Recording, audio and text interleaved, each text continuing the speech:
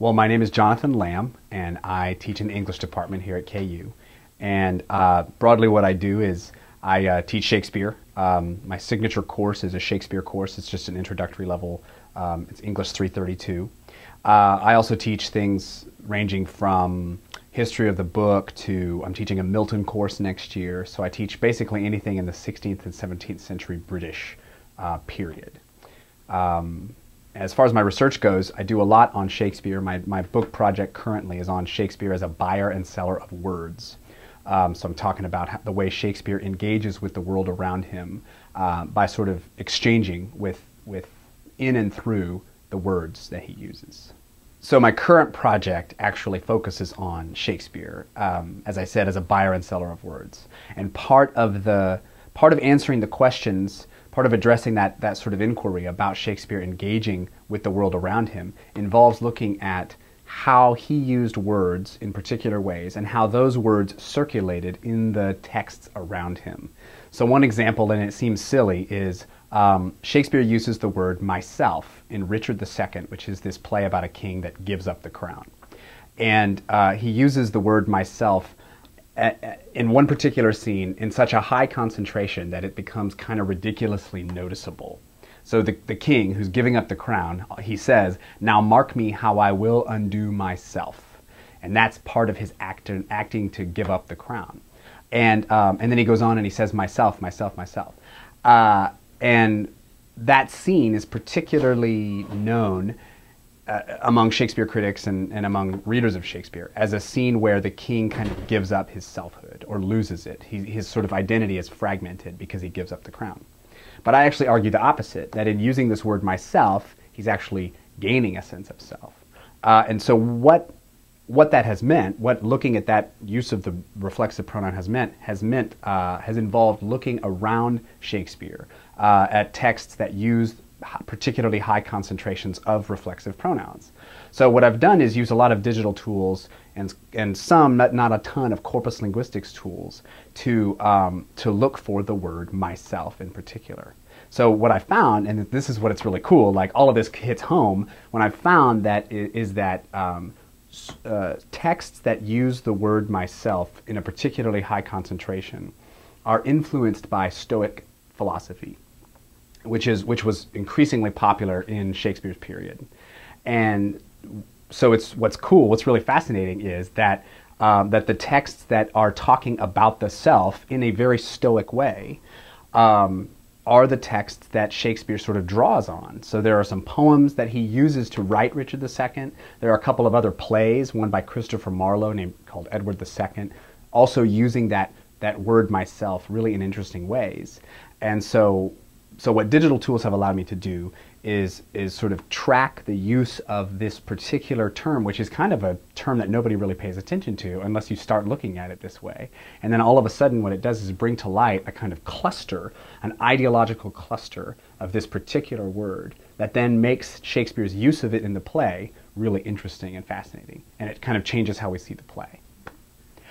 So I won a course development grant from IDRH for developing a course, the signature course that I teach in the English department, which is basically Introduction to Shakespeare. And it's called Digital Shakespeare, this new course. And basically what I want to do is to take what has become a relatively traditional course. I mean, you can find a Shakespeare course in pretty much every English department ever, always. And so what I want to do is kind of introduce a little digitization, if you will, to the course. So it's still a Shakespeare course in its subject, but we're going to use an increasingly sophisticated number of digital lenses to look at that subject. So it involves a whole range of activities, and that's where it kind of gets overwhelming. So for example, we use Wordle when we just want to start talking about the way characters speak. And we use Voyant specifically to study a lot of the ways that particular characters speak with respect to other characters. So for example, there's this great play, Henry IV Part 1. It's a history play. Students don't really get into it so much because it's a history play. It's about English history and kings and stuff. But what we do is we use Voyant and we create individual text files for every character in the play who speaks. and then we import them into Voyant, and Voyant's perfect for this because it allows us to create different corpora. I think that's the right word. Why not? Different corpora for every character, and then compare them to one another. So we can look and see, for example, that the guy who leads the rebellion against the king uses the word king statistically more frequently than anybody else by far. So like, not only does he clearly, like, he rebels, but he's verbally obsessed with the kingship. So that's always cool when students sort of are able, even at the very kind of cursory level, to get a sense of what it means to look at texts through different lenses. We never would have noticed that, or we may never have noticed that otherwise, but using those tools we do. Other things we do, everybody loves to watch Shakespeare movies, and so what we sometimes will do is we'll use video markup software. I haven't found a great one yet, but the ones we've used allow you to sort of to insert basically a frame over a digital clip of a play or anything. But in our case, it's always a play. So it allows us to basically make little annotations in a particular clip. So students will be able to, they'll have an assignment basically where they find a clip and use it, and they basically do a kind of analysis, literary analysis, as it were, of the clip using this markup software. So instead of writing a paper, or in addition to writing a paper about it, they'll do this kind of markup activity. So one of the things that I've really been getting into recently, because a computer programmer friend of mine encouraged me to, is NLTK, which I have no experience with and no expertise in, but which really kind of offers on the front end, it's a lot of work because you have to sort of get to know this. Pretty much, it's a computer programming interface. It's not an easy, iPad interface. And NLTK stands for Natural Language Toolkit, which is exactly what it sounds like. It's a software that allows you to visualize and manipulate linguistic data in various ways. So one of the things that I use NLTK for, only at a kind of at the most amateur level possible, was with my chapter on Richard II, where I'm tracing the use of a particular word. And what it allowed me to do is basically create little clusters based on what year. So I've studied the way. Okay, so here it is. This requires explanation. So I studied the way writers in English between 1590 and 1610 used the reflexive pronoun myself over time. So for every year, I get so basically what NLTK allows me to do is to create a kind of cluster to show the frequency with which writers used that word by year.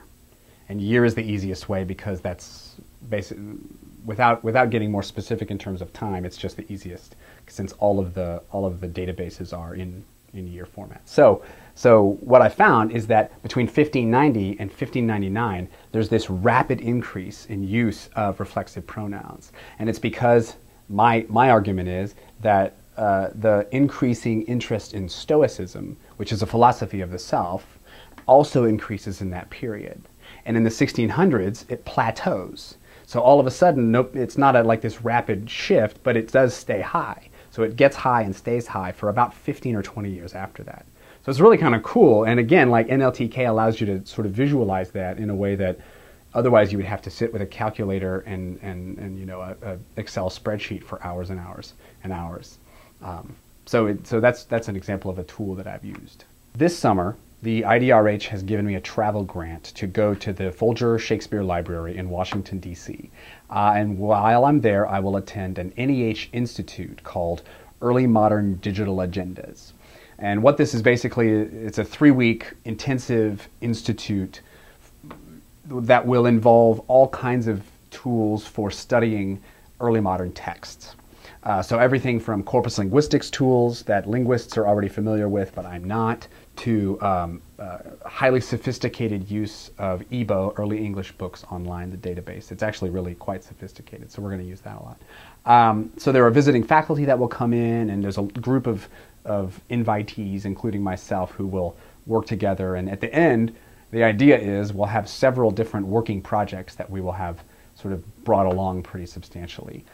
So my book project is one thing that I want to work on a little bit, as well as the Shakespeare course that I'm teaching in the fall, which will be, there'll be a lot of tools that I learn about there. And it should be a lot of fun. It's really great. It's directed by Jonathan Hope, who's a Shakespeare scholar from the UK, and he's cool. Yeah, it'll be a lot of fun.